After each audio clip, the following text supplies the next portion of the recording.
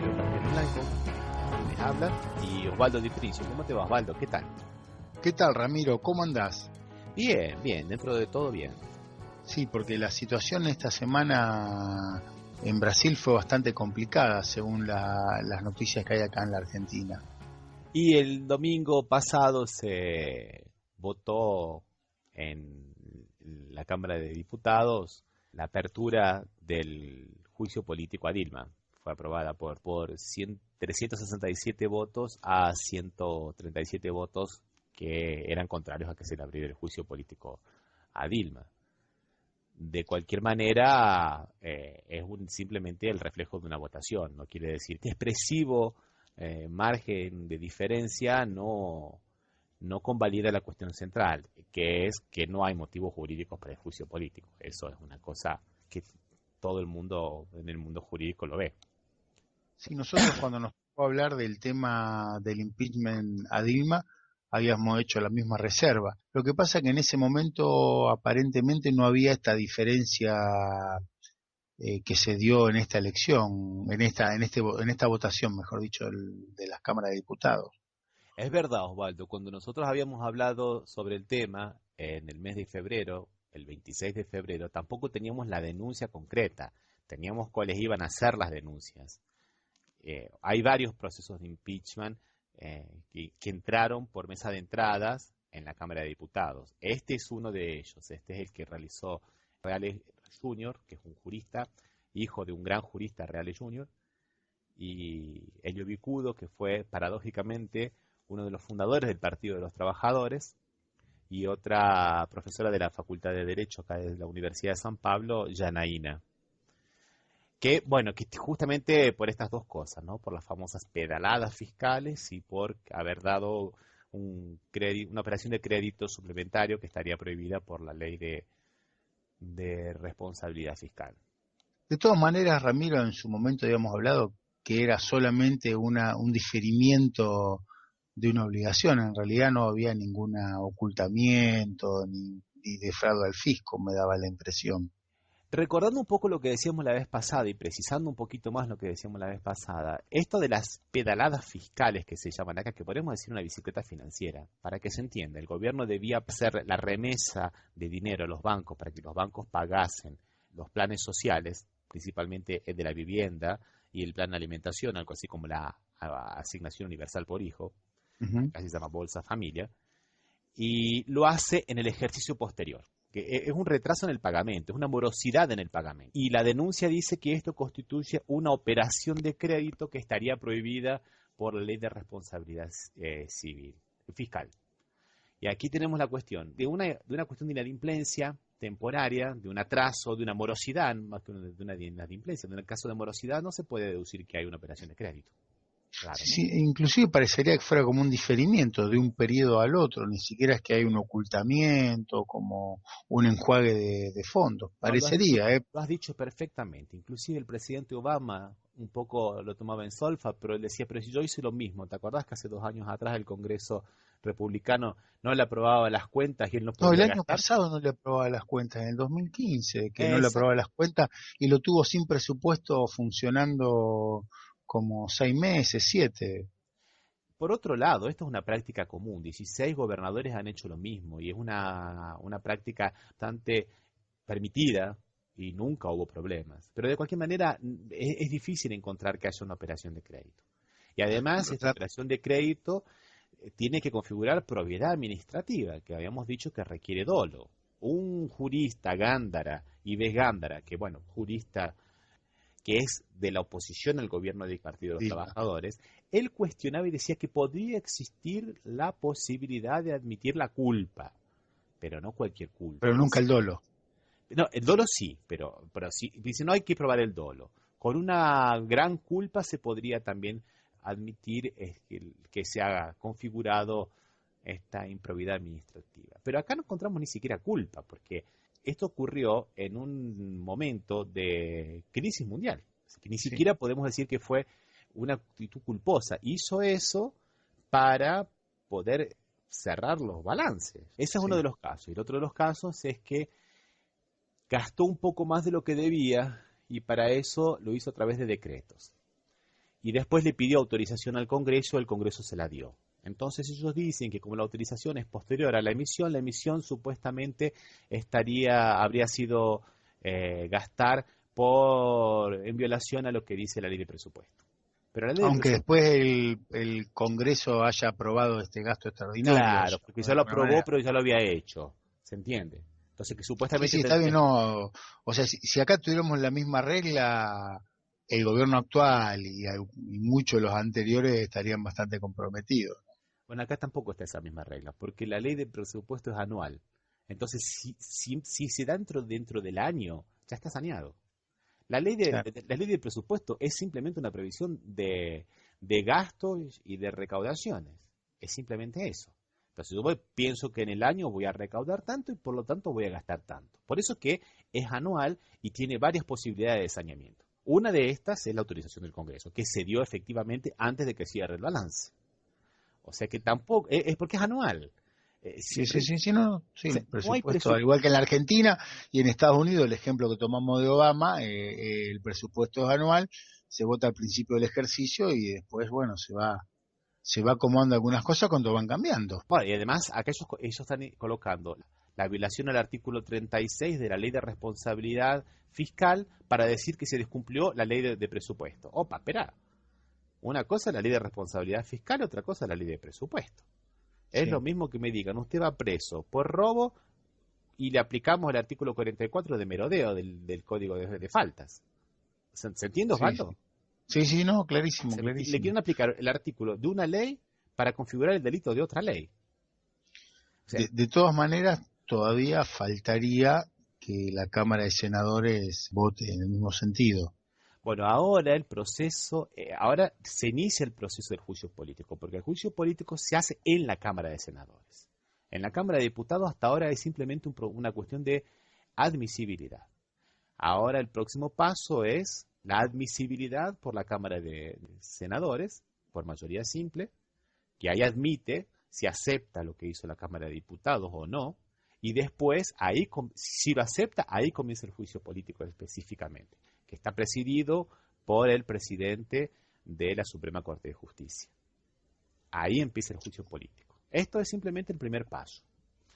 Este fue el primer paso y bueno, pero no hay una base jurídica, acá es una cuestión netamente política. Sí, la intención parecería que fuera que no fuera ni aún diríamos contra Dilma, sino puntualmente contra el PT, porque hablaste de que había 14 gobernadores o algo así que habían tenido la misma conducta de Dilma. Llega un punto, Osvaldo, que es muy difícil saber si es contra Dilma, contra el PT, o es simplemente a favor del partido aliado del PT que se hace con el poder.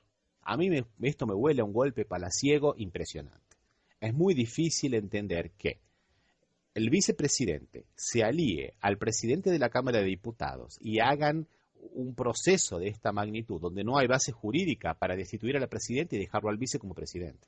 Eso es un ¿Y asalto el al poder. presidente de qué partido es?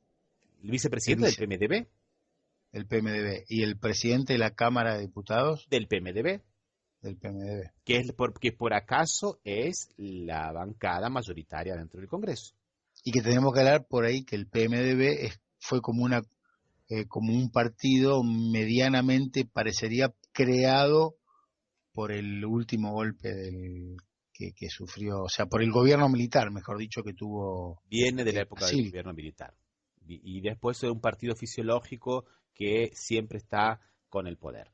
El presidente Sarney era del PMDB, el presidente Tancredo Neves no. ¿Se entiende? Sí, sí, sí, sí. Colo de Melo llega al poder y el vice era Itamar Franco, que era del PMDB. El PMDB parece ¿Cierto? que siempre está en todos O sea, los gobiernos. no ganemos elecciones, pongamos vice que está bien. Claro. Ponemos Y ahora vice que por algún encontraron la motivo vuelta. llegamos a las elecciones. Entonces, es un asalto al poder, es un golpe palaciego. Acá dicen que se habla mucho de golpe institucional, es un golpe palaciego, es un asalto al poder, es una fracción del poder que se queda con el gobierno. Y es simple, no le busquemos vuelta.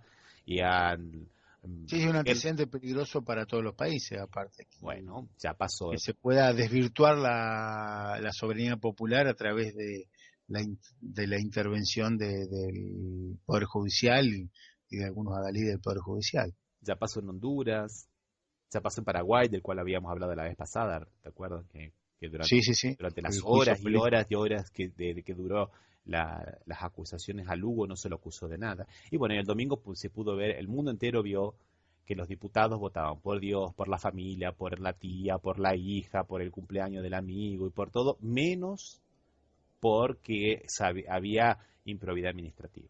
Sí, y había uno de los poderes que no son, diríamos, de derecho, sino que son fácticos, que son los medios de comunicación, que el domingo a la tarde no hubo fecha de fútbol. No, y llamaban a la manifestación constantemente. Ya salió el grupo, ya salieron varios grupos, ¿no? El grupo el grupo Abril de la revista Bella salió a felicitar a todos los periodistas y a decirse que se preparen porque vienen tiempos nuevos de negocios. No pasaron, Claro. habían pasado 12 horas de la votación del impeachment, ¿no? Lo Y mismo pasó un poco con por el último, fútbol. para cerrar el tema, ¿no? Los pasos que vienen es el voto en Cámara de Senadores Sí. y qué plazo para que se resuelva el juicio el juicio político, podríamos llamar. Se calcula que el 11 de mayo, más o menos de acuerdo a los cálculos, el 11 de mayo ya va a estar un parecer hecho para que el primer parecer lo voten los senadores por mayoría simple, el 11 de mayo. A partir del 11 de mayo, si los senadores votan, o sea, hay 180 días para que se haga el juicio político. Pero ahí Dilma tiene que dejar el gobierno. Puede permanecer en la casa donde vive, en la casa del Y gobierno, lo asumiría el gobierno, lo asumiría el vicepresidente del PMDB. el vicepresidente del PMDB. Con lo cual, todo el mundo dice que no va a ser pacífico, porque tiene un índice de popularidad no llega al 2% y un índice de rechazo del 65%. O sea, no es una figura muy popular. Pero bueno, Sí, sí. vamos a ver qué es lo que pasa. ¿Son de Pero Ibope los datos? sí, ¿Son de Ibope? son de Ibope los datos. Son de Sí, Ibope los datos. Sí, sí, sí, sí. Cuando se hizo la manifestación en la Paulista a favor del impeachment, 54% de las personas eran contrarias a que Temer asuma como Los presidente. mismos que estaban en contra de que siga Dilma, Claro. tampoco querían a Temer. Y bueno, y del otro lado era el 88%. Bueno, pero la semana pasada en Argentina también la cosa estuvo bastante movida por lo que estuve escuchando, Osvaldo, ¿o no? Sí, realmente fue un hecho inédito en la historia argentina que nunca había pasado después de tan cerca haber dejado la presidencia. Fue citado por un juez, el juez Bonadío, un juez reconocido desde la época del presidente riojano, donde es nombrado de manera oscura, y estaba en la famosa servilleta de Cavallo, no sé si te acordás, Ramiro. Sí, me acuerdo, pero podemos explicar un poquito más para la gente qué significa esa infame servilleta. Servilleta, bueno, que había 6 jueces federales en Capital Federal. Y en ese momento, por la reforma constitucional, se crean 6 juzgados más, lo que pasarían a ser a 12. Y le dice, y Cavallo tenía una lista que decía que esos 6 jueces habían sido nombrados a dedo. Uno de los nombrados es Bonadío y que en realidad cumplían una función política. Sin olvidarnos que en ese momento la Corte Suprema de Argentina era la famosa Corte Adicta que tenía sus resoluciones, siempre estaban en línea con lo que indicaba el poder político, La famosa corte de la mayoría automática. la mayoría automática, exactamente, que estaba integrado por uno como antecedente había sido excomisario de La Rioja y otro como antecedente, el juez Molineo Connor, había sido presidente de la Asociación Argentina de Tenis, se ve que eso otorga puntos para poder ser juez de la Corte. Bien que me tendría que haber dedicado al tenis yo también. Sí, sí, no, evidentemente, con el título de abogado y siendo presidente de la Asociación Argentina de Tenis, podía haber integrado la Corte. Bueno, el juez Bonadío, por una denuncia que hace el expresidente Pinedo y Mario Negri, donde denuncian una operación que es la venta de dólar a futuro, que es una operación de política económica, ¿m? Donde se vende el dólar a un futuro determinado, que puede ser entre 3 y 6 meses, donde se determina un valor en el cual se terminará pagando el dólar. Que dicho sea de paso, Osvaldo, en la bolsa de comercio, esas operaciones a futuro es moneda corriente todos los días, ¿no? Se compran y venden Sí, a no, futuro. y de hecho era moneda corriente en el gobierno anterior. Ujú. y le había significado grandes ganancias al Banco Central. Lo que pasa que en este caso las operaciones se hicieron a mediados del año pasado, un poco más adelante también, donde el valor del dólar se terminaba después que terminaba el anterior gobierno, donde los dos candidatos principales y con posibilidad de ganar, Scioli y Macri, habían determinado que no iban a devaluar, por lo cual nos tendría que haber habido riesgo. Me acuerdo haber visto en el debate entre Macri y Scioli, que cuando Scioli lo critica, o sea, denuncia que a Macri vas a devaluar, ahí Macri le dice, pero ¿en qué te han convertido? En un panelista del 678. 678, exactamente, sí, ha 678, quedado... para los amigos que nos escuchan en Brasil, es un programa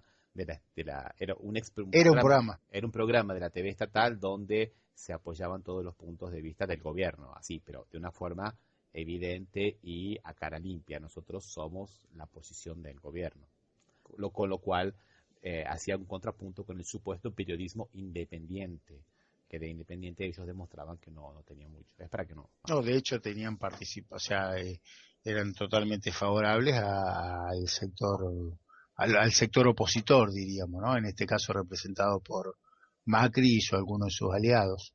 O sea que Macri de última hora dijo que no iba a devaluar y lo primero que hizo fue devaluar y llegar al dólar a 15 pesos.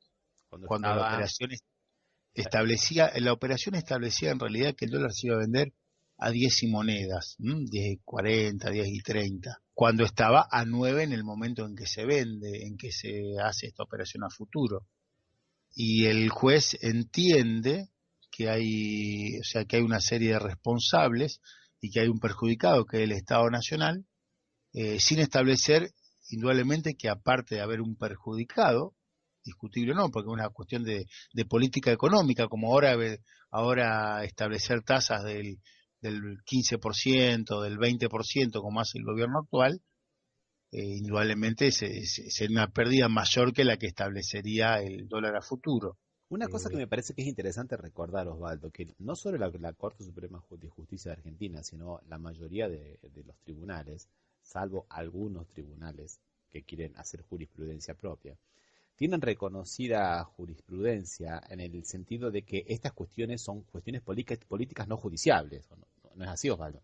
Sí, acá hay aparte acá en la Argentina hay una tradición que las cuestiones políticas no eran judiciables, porque son decisiones justamente políticas y que trascienden lo jurídico. Bueno, en este caso se está variando esta jurisprudencia, estableciendo que hay responsabilidad, que de todas maneras muchos de los sectores, algunos afines al gobierno actual, dicen que es una denuncia flojita de papeles, ¿no? Que no tiene mucho, y que aparte desde el día domingo apareció una lista de quienes se beneficiaron con esta venta de dólar a futuro, que justamente y precisamente algunos de los integrantes son integrantes del gobierno actual. Por ejemplo, tenemos a Caputo, que es un muy amigo del actual presidente, amigo, dice, de sus estudios secundarios y primarios, integrante o presidente de la constructora Caputo, que compró 3.560.000 dólares en ese momento. O sea que en ese momento ganó $1,5 millones de dólares, así. Sin haber hecho, o sea, sin haber hecho nada. Ajá. ¿Mm? Bueno, si no me equivoco, Osvaldo, yo no quiero irme por las ramas, pero si no me equivoco, el dólar, no sé en qué momento se pagó esto, pero el dólar cuando se devalúa llega creo que a 15 pesos, a 16 pesos, y después al poco tiempo llegó a valer 13,75. Ahora en la actualidad está 14,20, 14,30, o sea, cuando ya no tienen que pagar estas operaciones está con 14 y algo. Y cuando devalúa, que es cuando tienen que pagar muchas de estas operaciones, llega a 16 pesos. Pero esto, o sea, una diferencia importante, es casi el 10%, y en 3.560.000 dólares son 360.000 dólares el 10%. Y esto creo que, esta cuestión creo que demuestra dos cosas, Osvaldo. Primero, que cuando se emitió la expectativa del crecimiento del dólar, si no hubiera habido esta devaluación, digamos, medio forzada, no estaba tan mal. Y segundo, ¿por qué? Porque sabemos que existe lo que se llama el efecto resorte o el efecto péndulo. cuando alguna cosa está un poco comprimida, se extiende, pero después vuelve a acomodarse. ¿Se entiende, Osvaldo? O sea, Sí, sí, llega a sí, no, no, sí, 16, sí. pero el precio no Llega a es 16 y 16. después empieza a adquirir su valor, diríamos, real. Claro, o el Eh, movimiento péndulo, cuando está en un lado va para el otro, pero cuando llega hasta el punto máximo no es ese lo real, sí, sí, sino donde queda detenido o en suspensión el péndulo. bueno, esto que estamos Pero no fue hablando el es el único, ABC de la economía, ¿eh? sí, no fue el único de todas maneras Caputo, porque Caputo en definitiva lo podemos imputar de amistad manifiesta con su amigo de la infancia. De hecho, la declaración de ganancia del presidente Macri figura dentro de sus activos que tiene un préstamo a Caputo de 10 millones de pesos. Un Se día, ve que en algún momento para comprar los dólares necesitó esa plata. un día vamos a tener que hablar más de esta relación eh, Caputo Macri, Caputo-Macri, porque ya está, viene desde hace mucho tiempo, Osvaldo, y me parece que Caputo tiene todo un tipo de operación de mascarar las sociedades en las cuales participaba en las licitaciones del gobierno, y es interesante, sí, de una buena hecho, propuesta. las dos licitaciones que se hicieron apenas asumió el gobierno, las únicas dos licitaciones de obra pública, una se la dio a su amigo Caputo, Ujú. que no tiene, o sea, que no tiene nada de malo que sean amigos, ¿eh? El tema que es medio vidrioso que tu amigo de la infancia y tu hombre de confianza y asesor en algunos aspectos sea quien recibe los dineros del Estado. Lo que pasa es que también me parece que por mucho tiempo Caputo licitaba en el gobierno del La intendente de cava, Buenos Aires, en la Cava, en la ciudad sí. de Buenos Aires, licitaba por un precio y después pedía actualizaciones que llegaban al doble y al triple de lo que había pedido. Entonces él O ganaba, sea, ganaba con un precio y después pedía actualizaciones, lo cual le duplicaba o triplicaba el valor original de la obra, o sí es las cierto. subejecutaba. Bueno, ¿y Después también Cómo tenemos cae Cristina en esta causa? la denuncia que hace el expresidente y Mario Negri, no le incluye ni a Cristina ni a Axel Kicillof. De hecho, cuando el fiscal, que es quienes impulsa las causas, las denuncias penales, tampoco los incluye. El juez entiende que Cristina Fernández de Kirchner y Axel Kicillof comandan una asociación ilícita para esta operación de venta de dólar a futuro. Y ahí es que son citados los dos. La vieja figura de la asociación ilícita para que no haya, La para poder figura que decretar justifica prisión cualquier preventiva. detención. ¿Eh? Claro, la figura que justifica cualquier detención, en palabras del ex integrante de la Corte Suprema, Zaffaroni. Pero además, esta asociación ilícita tiene un dolo bastante complejo, que es lo que pocas personas entienden. No es nada más que el concurso de tres personas. Es el concurso de tres personas para cometer delitos indeterminados. Si tres personas se ponen de acuerdo para cometer un delito, no hay asociación ilícita. Ahora, si tres personas se ponen de acuerdo para cometer varios delitos, aunque no cometan ninguno, ahí hay asociación ilícita. Ahí hay asociación ilícita. Sé que es un delito bastante complejo. Siempre lo ponen de cajón en todas las denuncias para justificar las prisiones preventivas, pero lo primero que cae normalmente es la asociación ilícita, porque es muy difícil de comprobar. En nuestro programa, inclusive, la primera vez que hablamos de esta figura media rara y abstracta fue en la detención de Milagro Sala, Es verdad. que la utilizaron para poder detenerla, porque si no el delito no justificaba. En este caso, hoy por hoy, no hay ninguna orden de detención para ni Cristina ni Axel Kicillof, que serían ni para Banoli tampoco, ¿no? De todas maneras, vamos a aclarar que serían quienes, y que Banoli aclaró que no recibió órdenes de Cristina ni de Axel Kicillof para hacer esta medida, porque es una medida de política económica que era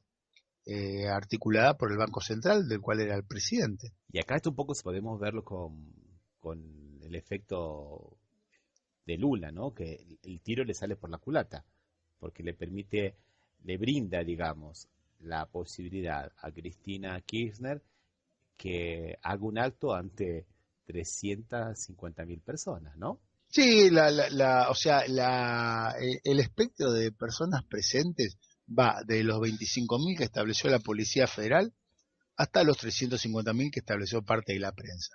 O sea, es bastante amplio. Lo que es indudable es que por lo menos eran 200.000 personas o 200 y pico mil personas, que escucharon el discurso de una persona que estaba casi en la tranquilidad del sur, acá en la Argentina, sin tener participación política. Y la puso en el centro de la escena política. De hecho, desde el miércoles hasta hoy, todavía forma parte del centro de la escena la participación de Cristina, ya que se reunió con intendentes de la provincia de Buenos Aires, que por ahí podías explicar vos un poco para los brasileños que no conocen la realidad política argentina, lo que es la provincia de Buenos Aires dentro de la política argentina. Y la provincia de Buenos Aires es la tercera parte del padrón electoral y tiene un peso político específico muy pero muy fuerte, principalmente las intendencias porque son la base electoral y como dijo una vez el ex gobernador Cafiero, el que no gana en la provincia de Buenos Aires no puede ganar las elecciones presidenciales. Hay que hacer una base siempre en la provincia de Buenos Aires y es muy importante, sí, es muy O sea, importante. se reunió con los intendentes, después se reunió con artistas, o sea, tenía una participación política que muchos de los integrantes del PRO le están indicando a Bonadío: ¿qué hiciste, Bonadío? ¿No?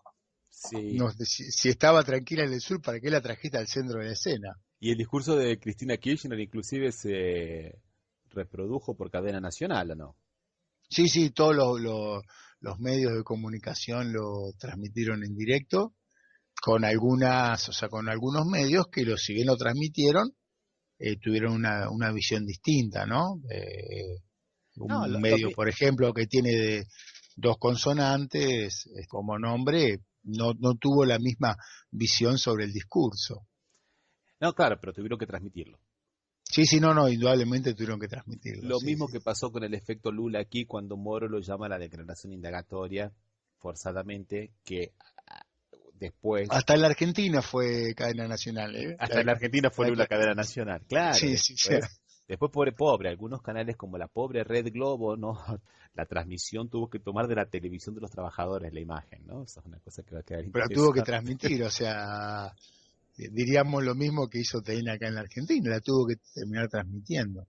O sea que este movimiento de Bonadío trajo beneficios para el Frente para la Victoria, ¿no, Osvaldo? Sí, en realidad Ramiro lo puso en la escena.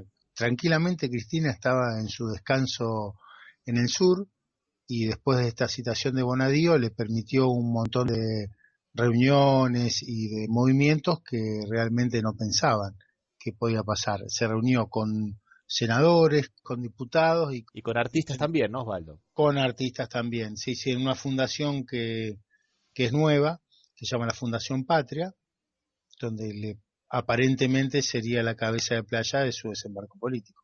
Además, si yo no escuché mal, Osvaldo, me parece que esa Fundación Patria va a servir también como base de una nueva agencia de información que va a estar a cargo de Tristan Bauer, que era del canal Encuentro, ¿no es verdad, Que era Osvaldo? el Canal Encuentro, sí, sí, director de cine aparte y director del canal Encuentro, que realmente fue una revolución dentro de los canales educativos, ¿no? O sea que le salió exactamente lo contrario de lo que querían. Querían la fotografía de Cristina esposada y tienen ahora la fotografía de Cristina empoderada.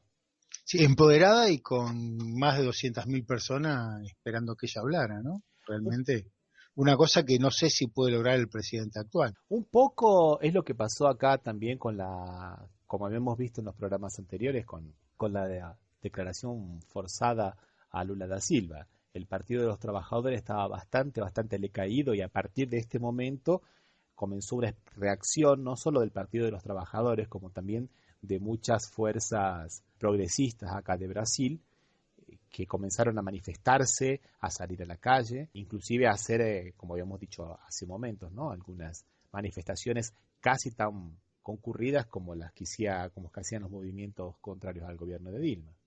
Y Sí, acá las noticias que han llegado es que reunieron muchísima gente en San Pablo, sobre todo, y que realmente, o sea, como que era la contracara de los sectores que querían la destitución. sí, la verdad es que fueron multitudinarias y a partir de la votación en la Cámara de Diputados del domingo, que realmente tuvo algunas escenas histriónicas por parte de los diputados, el mundo entero se dio cuenta que esto era un golpe. Solo para tener alguna idea de cómo está conformada esta Cámara de Diputados, que es lo que todo el mundo ahora sabe y se ha puesto en evidencia, de los 513 diputados, Osvaldo, solamente 36 se eligieron con votos pro.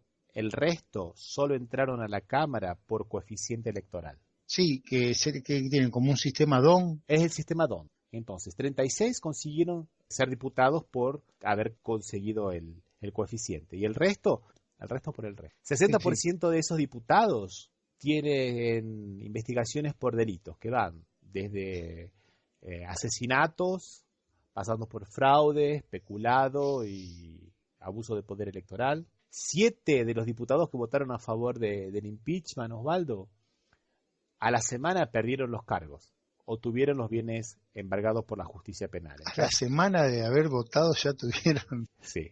El caso más notorio, Osvaldo, es el de la diputada Raquel Muñiz, que votó sí, porque el marido demostraba que era intendente de una ciudad, Montes Claros, en Minas Gerais, porque el marido demostraba que había una forma decente de hacer política. Al día siguiente, a primera hora, lo metieron preso al marido. Dejó de ser decente el día el otro. Sí, le duró poco, ¿no? Eso votó. Sí, la decencia. Y este tipo de cosas repercutió en todo el mundo. Entonces todos los principales periódicos del mundo están hablando de que es un golpe hecho por un cuerpo colegiado donde hay mucha corrupción y que está apoyado por una prensa plutocrática, como dijo el The Guardian. Y eso es lo que está de alguna manera alimentando todas las manifestaciones diarias que se están haciendo a favor del gobierno de Dilma. En realidad no a favor del gobierno de Dilma. O sea, de la institucionalidad, en realidad, no. Es a favor de la institucionalidad en contra del golpe. Hay jueces que se les ponen los pelos de punta cuando se habla de golpe. Pero como habíamos visto anteriormente, si no es un golpe, es algo muy parecido a un golpe. Porque los golpes no son únicamente militares, ¿no? Como habíamos dicho, ¿no, Osvaldo? No, evidentemente, sí. Así que bueno, Osvaldo, parece que el tiro a los sectores que se oponían tanto al Partido de los Trabajadores como al Frente para la Victoria le salió por la culata, ¿no, Osvaldo? Evidentemente, Ramiro, o sea, evidentemente las previsiones no fueron lo que habían establecido. No siempre datafola o puede determinar las cosas. Bueno, Osvaldo, nos vamos despidiendo. Aprovechamos para invitar a todas las personas que nos escuchan a visitarnos en la página www.cafemercosur.com y nos vemos en el próximo encuentro, Osvaldo. ¿Qué te parece? Un abrazo, Ramiro. Un abrazo, Osvaldo.